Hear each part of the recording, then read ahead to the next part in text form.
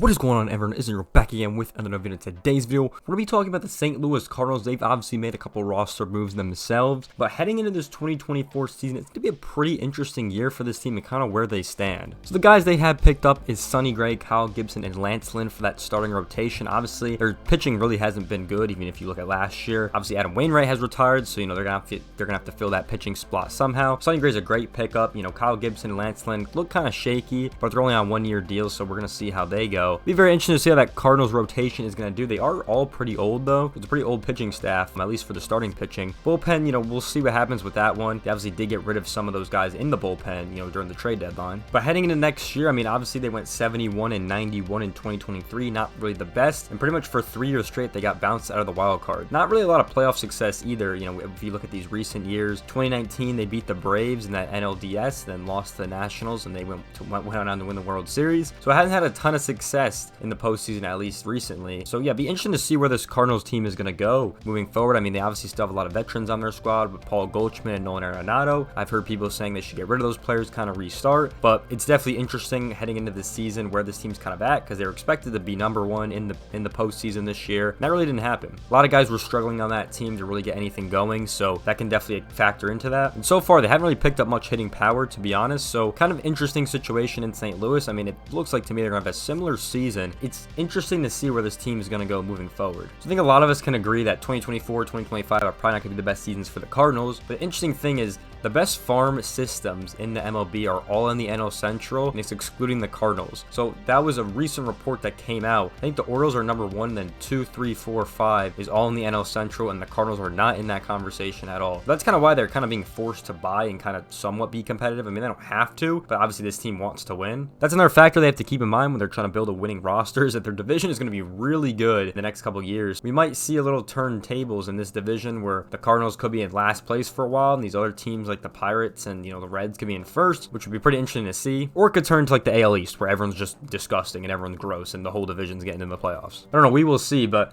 so far the Cardinals haven't had much success, with this offseason. They've obviously got those pitchers, like we said, but they haven't really got many bats. So, this Cardinals team's gonna look really weird next year. Not really gonna be solid at all. If we take a look at the Cardinals prospects themselves, so if you look at next year's ETA for the Cardinals, all their guys in 2023 came up except for one, so 3 out of the 4, which is pretty good overall. If we look at the 2024 one, a lot of guys are expected to be coming up to the MLB this year based off the ETA. If not, they're already there or they're going to be there later down the season. So we have 3 guys in AAA, a couple AA guys, and 1 high A guy. So really solid overall for the Cardinals. Might have some of this young talent come on through and kind of be the saving grace. A lot of them are starting pitchers as well, or just pitchers in general. So that might be a key factor on this team trying to win and trying to be somewhat competitive this season. And the rest are infielders, one's a catcher and 1 outfielder. So definitely solid overall for this team. We'll see what these guys can bring to the table. Obviously saw what Jordan Walker was able to do at the start of his year. They brought him up. He was actually not even that bad. Then they brought him back down, and then he came back up and was pretty good again. So interesting over there, but we'll see what they can do with these prospects, and maybe they can get back into the win column this season, because definitely I think a lot of people want the Cardinals to win.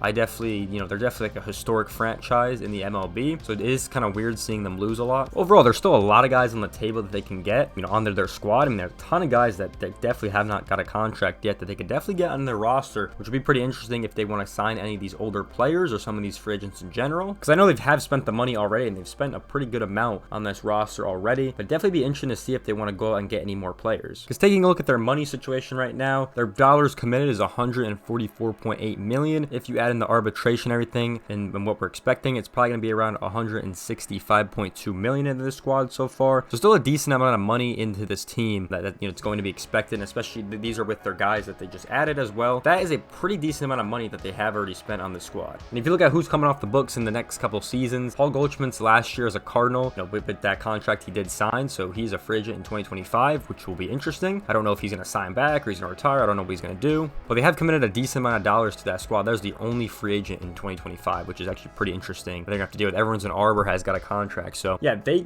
definitely locked up a lot of their players for a decent amount of time, but it's definitely interesting to see if they want to add any more pieces or anything like that. Obviously someone's gonna have to fill that first base position for sure, and I don't know if that's gonna be one of their rookie guys or someone they're gonna sign. It'll be interesting to see if they got like a guy like Rhys Hoskins. His market's been pretty interesting, but kind of think about one of these guys could DH, and then when Goldschmidt gone, then you can put him there. That's always an option if they always wanted to do that, and plus he can play the outfield, at least for the 2024 2024 season. It's definitely interesting to see where this team's going to go. I mean, there's still a ton of good players that they have, but yeah, it's just kind of interesting on what this team's really going to look for moving forward, because it's going to be hard coming up, I think, and what everything they're going to have to deal with. And, you know, I just don't know what the really plan is for the Cardinals. Obviously, we've seen they can spend money. You know, they definitely will spend money to get better. But the real question is, are these improvements going to make this team a 500 team or even a playoff team? And I think a lot of people would, you know, agree with each other and say no, that these pitching improvements they've made are not really going to be a playoff team this year. So it's kind of interesting to see what they're going to be going for. There's still a lot of the offseason left, so you still have a lot of time to get more players and try to get more guys into their roster into this 2024 season and try to make something happen here. Yeah, it's definitely interesting looking at this squad, see what they kind of have. Let me know what you guys think in the comment section below what the plan is for the Cardinals. Obviously, they're not afraid to make moves. They're not afraid to spend money. It's just, when do we see this team getting good or back in the playoffs, or are they going to do the good this season? Do they have to pick up someone? Let me know what you guys think in the comment section below about this squad. I think for me personally, this 2024 year might be another dud.